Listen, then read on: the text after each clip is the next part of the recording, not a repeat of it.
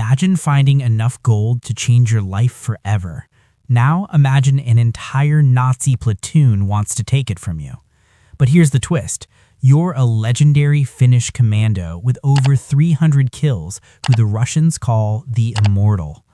This is the story of one man, one dog, and more gold than you can carry against an army that's about to learn why you should never mess with a Finnish warrior.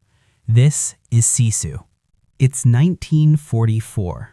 World War II is coming to an end, but not everyone got the memo. Finland and the Soviet Union just signed the Moscow Armistice.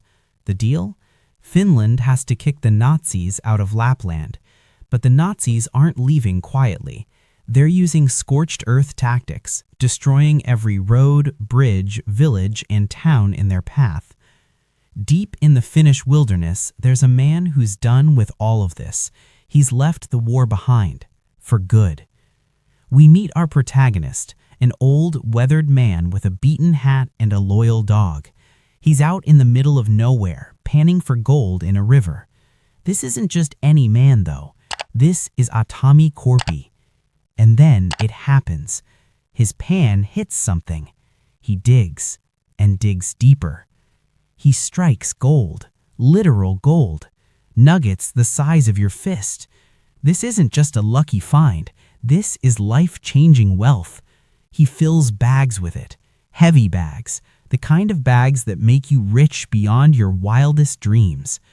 Atami loads everything onto his horse and starts riding toward the nearest town to cash in his fortune.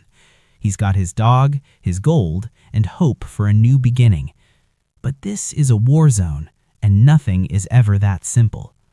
As Atami rides through the desolate landscape, he encounters a Nazi platoon. They're retreating, hauling a truck full of captured Finnish women as prisoners. These aren't soldiers. These are war criminals fleeing justice. The Nazi soldiers spot the old man on his horse. At first, they mock him. "Where do you think you're going, old man? There's nothing down there. We made sure of that." But then one of them notices his saddlebags. "What do you got there?" They force him off his horse. One soldier cuts open a bag and gold nuggets spill everywhere. The Nazis lose their minds. "This old fucker is a gold miner. We're rich, boys." They order Atami to get down on his knees. They're going to execute him and take his gold.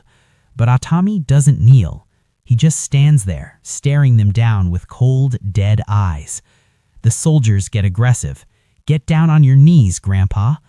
Atami's response? He reaches for his pickaxe. What happens next is brutal. In a flurry of violence, Atami kills multiple soldiers with nothing but his mining tools. We're talking about a man in his 60s moving like a trained killer, because that's exactly what he is. The surviving Nazis scatter. Atami grabs his gold and rides off, but now he's got a problem. The entire Nazi platoon knows about his gold, and they want it. Back at the Nazi convoy, the commanding officer, Bruno, learns what happened. 7 of his men are dead, killed by one old man, an old man with bags full of gold. Bruno's second in command checks the dog tags they recovered. The name reads Atami Korpi. Bruno radios his general for orders. The general tells him to turn back immediately and head to Norway, leave Finland. But when Bruno mentions Korpi name, everything changes. The general reveals who Atami really is. He was a Finnish commando, the most feared in his unit. He fought in the Winter War, lost his home and family to the Russians. After that, he became something else, something terrifying. He became a ruthless, vengeful soldier who took orders from no one. The Finnish military gave up trying to control him. They just sent him alone into the wilderness to hunt Russian patrols. He became a one-man death squad. The reports say he has over 300 Russian kills. The Russians gave him a nickname, Koshchei, the Immortal. The general's advice? Don't mess with him. But Bruno doesn't listen. He's losing the war. In a few months, Germany will fall and he'll be hanged for war crimes. But that gold is his way out, his ticket to a new life. He decides to hunt Corpy down. Bruno sends soldiers after Atami. They track him to a road, but something's wrong. Atami has stopped. He's just standing there in the middle of the road. Why isn't he running? Then they realize it's a minefield.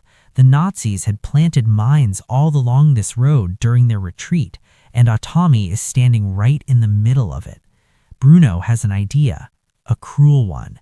He orders his men to bring 2 of the Finnish women prisoners. He ties ropes around them and forces them to walk through the minefields to retrieve the gold. It's horrific. These women are being used as human mine detectors.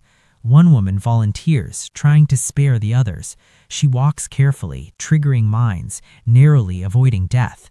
She reaches Atami and grabs the gold bags. But as she returns, Atami does something unexpected. He follows her path, step by step, memorizing the safe route. The women make it back alive, but so does Atami, and he's on the move again. The chase continues. Bruno sends tracking dogs after Atami. They follow his scent through the wilderness, but Atami's smart. He heads into a swamp and pours gasoline on the trail. The dogs lose his scent completely. The soldiers are confused, stumbling around. Then they spot something in the water. It's a reed, a hollow reed sticking up from the surface. Atami is underwater, breathing through the reed like a snorkel. He's been hiding beneath the surface the entire time, with his gold. Bruno figures it out. Immortal or not, a man needs air.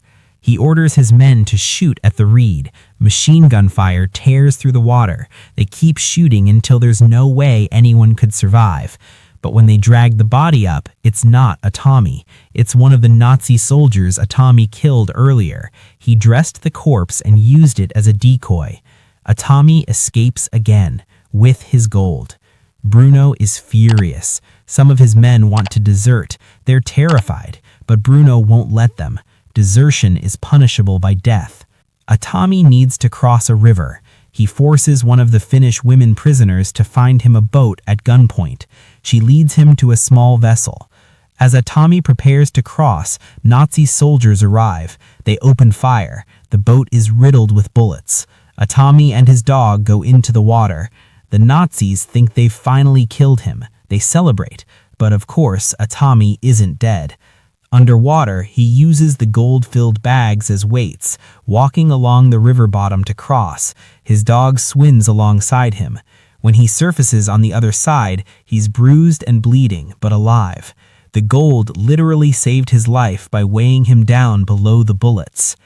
Bruno realizes Atami is heading to a town where he can cash in the gold. Bruno decides to fly ahead using a military plane. He'll cut Corpy off and ambush him. Meanwhile, Atami encounters more Nazi soldiers on the road. These are different soldiers, not part of Bruno's platoon. They're guarding a checkpoint. What follows is another brutal fight. Atami uses guerrilla tactics, taking them out one by one. He's been shot, stabbed, and beaten, but he keeps going. One soldier manages to hang Atami from a tree with a rope. He leaves him there to die. But Atami doesn't die. Even hanging from a rope, he survives long enough to free himself. Back at the Nazi convoy, Bruno prepares to fly out, but his men discover something horrifying. The pilot has been hanged, and the rope used? It's the same rope Bruno used to try to hang Corpy earlier. One of the Finnish women prisoners starts laughing. The Nazis demand to know what's so funny. She explains the truth about Atami Corpy. You'll see what happens when you take everything from him. He won't give up. He'll just keep coming back. She talks about Sisu. It's a Finnish word that's impossible to translate. It's not about being the strongest. It's about refusing to give up, ever, no matter what. You will make him stronger, she warns. You, your boyfriend, and everything that's left of your sorry-ass company are already dead. Just then, an explosion rocks the convoy. Atami has returned, and he's bringing hell with him.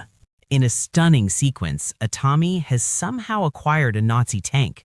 We see flashbacks showing he encountered another Nazi unit and killed them all, taking their tank. He uses the tank to attack Bruno's convoy. Explosions everywhere. Nazi soldiers are scattered and killed. The Finnish women prisoners use the chaos to fight back. They grab weapons and join the battle. These women have been through hell, and now they're getting revenge. Bruno's men fall one by one. The supposedly immortal Tasche is systematically destroying them. Act 9. The final battle. Bruno and a handful of survivors make it to the plane. They load the gold and prepare for takeoff. But Atami isn't done. He pursues them on horseback as the plane starts to taxi down the makeshift runway. It's an insane chase, man versus machine. Atami jumps from his horse onto the plane as it takes off. He climbs onto the wing, fighting Bruno's remaining men in midair. Inside the plane, Bruno realizes they're in serious trouble. The pilot is wounded and barely keeping the plane steady. On the wing, Atami battles a soldier named Wolf. They fight with knives and fists at several thousand feet in the air. Atami kills Wolf and breaks into the plane's cargo hold. The gold is there. His gold. Bruno shoots at Atami through the plane's floor. There's a brutal fight inside the cramped aircraft. Bruno keeps screaming, "Why won't you die?" But Atami isn't here to die. He's here for his gold. In the struggle, the plane's controls are damaged. They're going down. The plane spirals out of control. Atami hooks the gold bags to a parachute harness. He's going to jump. Bruno attacks him one last time, but Atami overpowers him. In a final act of poetic justice, Atami attaches Bruno to the gold bags and kicks him out of the plane. Bruno falls, tangled in the parachute with the gold, but the parachute doesn't open properly. He's dragged down by the weight of the very gold he tried to steal. The plane crashes in a fiery explosion. Moments later, we see the parachute descending. Bruno is dead, still attached to the gold. But Atami survived, because of course he did. Atami finally reaches civilization. He walks into a bank in town, dragging his bags of gold. He's bloodied, beaten, barely able to stand. His dog limps beside him. The bank clerk looks at him in shock. Atami dumps the gold on the counter. "Bills," he says. "Big ones, please. Won't be so damn heavy to carry."